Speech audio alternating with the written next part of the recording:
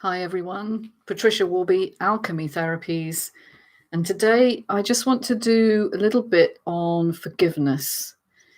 Now, forgiveness is really important. Forgiveness of the self I'm talking about here, not necessarily other people, although they're very linked actually. Often in life we've had to make complex, difficult decisions around things that we can't control. For instance, we may have had a situation where we've had to choose one thing or over another and prioritize perhaps ourselves over other people, or done or said things that perhaps we would do differently now. And of course, being sensitive human beings, we judge ourselves for that. And we make meaning that we're bad or shameful because we couldn't, do it any differently, or we should have done it differently. And so we carry that shame or that guilt around in us as usually repressed emotion. It's unusual for people to actually metabolize their emotions well. Most of us in our culture now don't really talk. We don't talk about our emotions very much, and we certainly don't allow ourselves to feel them and know we're safe when we feel them, so that we can metabolize them and they're over and come out the other side. Now, I know in my own life history, this was due to the experience of growing up with a chronically ill father who went in and out of hospital throughout my teens. He eventually died when I was 19. And of course, that coincided, I think I've said in a previous video, with me leaving home. I went to university and he died that same weekend that I left. And of course, in my brain, therefore, these two things are linked. As I left home, he died. And so internally, because we make meaning of what's happened and we sometimes make mistakes over the meaning of what happened, my emotional brain has decided that I caused him to die. Or at the very least, I should have been there. And I wasn't when he died. So for many years, I thought I had dealt with that because I'd rationalized it. I understood that it wasn't my fault. But your emotional brain, which is your limbic system and your brainstem, isn't up with that program, frankly. It doesn't deal with intellectual rationalization. It deals with feelings. And feelings are complicated because they are partly emotional input from the body. So if you're tense and tight, if you feel off, you feel vulnerable, that information is fed to the limbic brain. But then there is also a part that kind of observes and makes meaning and judges what's going on. So it's the interaction between different parts of your brain which gives you feelings. And feelings are not always easy, but they are a message from your body, from your mind and your body, that enable you to kind of zone in on what's wrong and what needs dealing with. So they are your best, they're the information that you actually need to solve the problem. So what I'd like to do today is I'd just like to do some tapping on self-forgiveness. And the way I do it, slightly different from some people, is we look at the real emotion. So we don't start with forgiveness, we start with the guilt, because that's more, I find, direct. So what I ask people is to find it in the body and locate where it is you feel guilty about something, or you feel shame about something that you did or didn't do in the past. Just see if you can, for a moment, close your eyes and find that part of you that feels ashamed or feels regret. And it can be anywhere, or it can be just a generalized feeling. Sometimes people feel it in the chest or the head or the neck or the gut.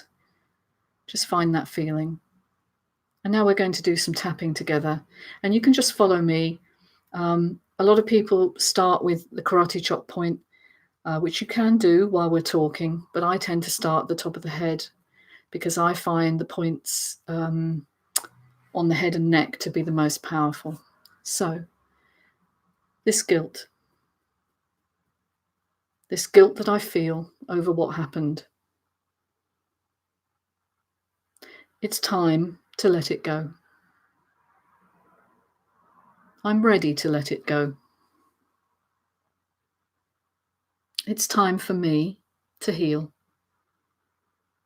And I'm doing that now. I'm recognizing I did the best I could at the time. I'm ready to forgive myself. And I'm doing that now.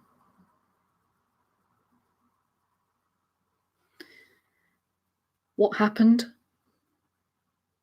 is over. It's over. It's in the past. I can't change it. But I can let go of the feeling, punish myself. I choose to love myself instead. I'm worthy of love. I'm lovable. I just never knew. I'm working on that now. It's time to forgive myself. And just take a deep breath now and notice whatever you notice. This is a process. It's not a switch that you flick and suddenly all is well, but sometimes it can be very quick. But sometimes it just takes a while to embed the change, and the information that you're getting when you're tapping, and sometimes you'll notice that you don't agree with what you're saying. You know, I forgive myself, but actually there's a part of you saying, I don't forgive myself. And it might even be a bit more aggressive than that. It might call you all sorts of names, you know. We can be extremely hard on ourselves when it's us, much harder on ourselves than we are on other people. Your job isn't to avoid that like you've always been doing. It's to notice it and talk to it. And tapping is a great way of doing that. It's of actually saying, I hear you, to the body. And when the body is heard, it doesn't need to scream so loudly. So if there was any reaction to that 2 rounds of tapping where perhaps you said, no, I don't forgive myself, then you can develop that and say, even though I struggle to forgive myself for what happened, I know it's over. It's in the past. I can't change the past. I can only change me. I'm doing that now.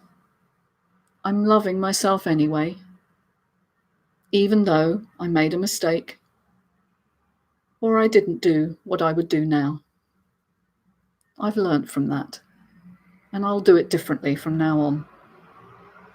I'm a human being. I forgive myself. And that's enough. I'm enough. And just see how that feels. This is a process. Just notice. There should be a change in the way you feel internally, maybe a calming of the anxiety response. But there may still be arguments and doubts. That's normal, right? Because your brain has made this decision about you based on the best evidence available, which was, I'm terrible, I'm a bad person because of what happened. Because maybe at the time that's the meaning you made of it, particularly if you were young and vulnerable. Like in my case, I wasn't able to save my father. I wasn't able to stop his suffering.